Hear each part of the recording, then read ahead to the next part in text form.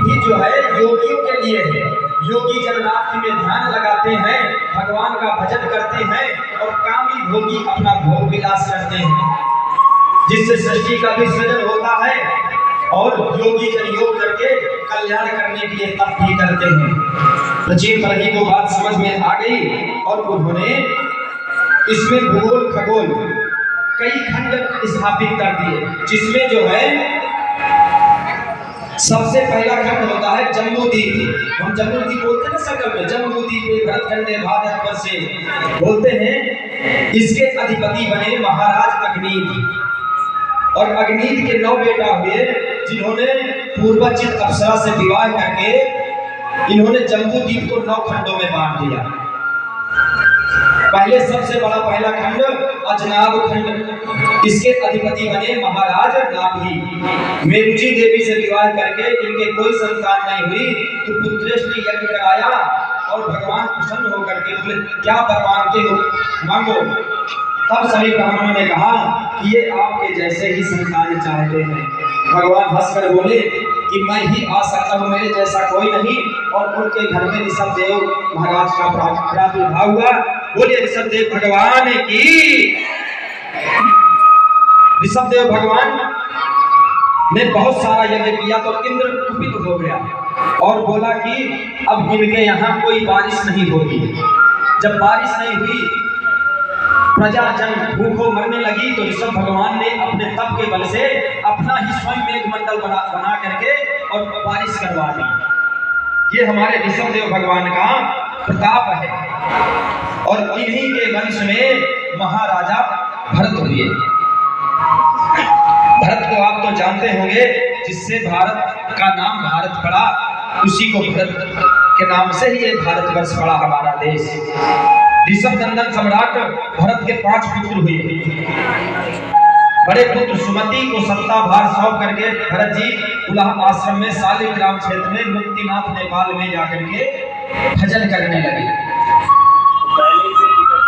भरत जी बहुत प्रतापी राजा थे, लेकिन जैसे ही उन्हें पता चला कि इस संसार में कुछ भी अपना नहीं है, ये शरीर अपना नहीं, तो उन्होंने सोचा कि चलो अब चौथा पर आ गया है।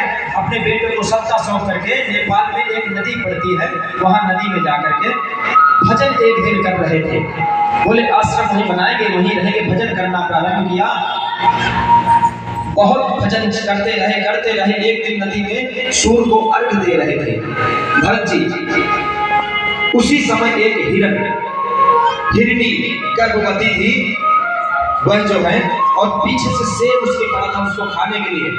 हिरनी ने सोचा कि अगर शेर, उसी समय हिरनी का गर्भपात हो गया, बच्चा पैदा हो गया।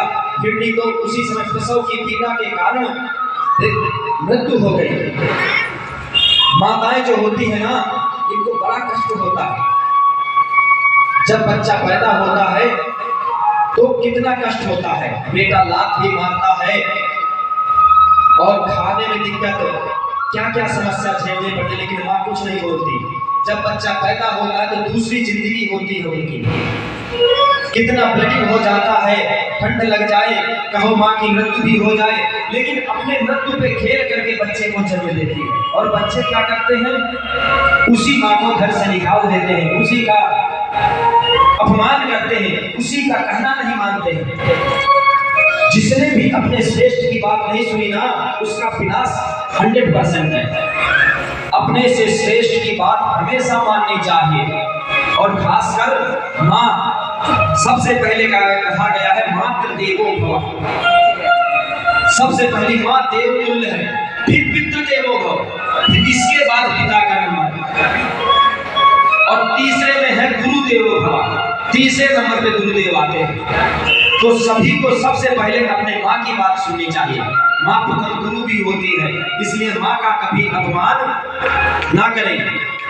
माँ के जैसे कोई ममतामयी करुणामयी कोई नहीं हो सकता। पुत्र कितने भी अपराध कर दे तब भी माँ उसको क्षमा ही करती है। कभी ये नहीं कहा कि मेरे पुत्र ने ये अपराध किया है, कभी मान नहीं सकती। तो सभी को ये सोचना चाहिए कि भूल से भी भूल ना हो कि माँ का अपराध हो जाए।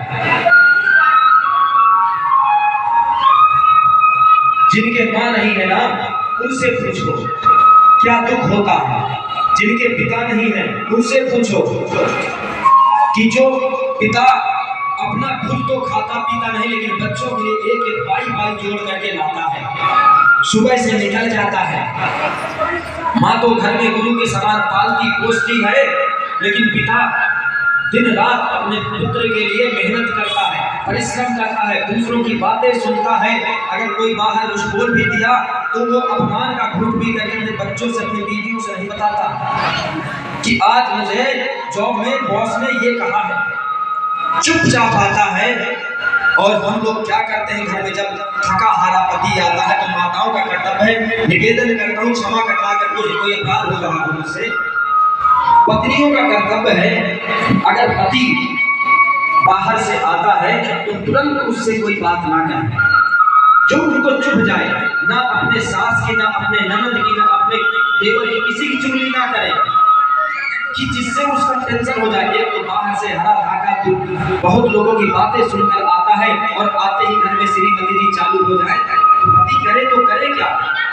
इसलिए जब भी पति आए सबसे पहले हाथ पैर धुलाओ, भोजन कराओ और उसका सम्मान करके जब पति को ये सोचो कि आप प्रसन्न हैं तो जो भी आपको चाहिए, जो भी बात कहनी है प्रसन्न मुद्रा में कहो, कभी पति आपके मना नहीं करेंगे। और आते ही अगर आपने बोल दिया तो 100% झगड़ा बना है। और हम लोग कहते हैं हमारे पति हमारा कहना नहीं मानते हैं, सुनते नहीं हैं, पंडित जी कोई ऐसा उपाय करो जो पति देव हमारे सुनने लगे। अरे आप भी तो ये सोचो कि पति क्यों नहीं सुन रहे, किसकी गलती है, और पत्नी की बात पति क्यों नहीं सुन रहे, इसमें भी तो जरा गौर करो।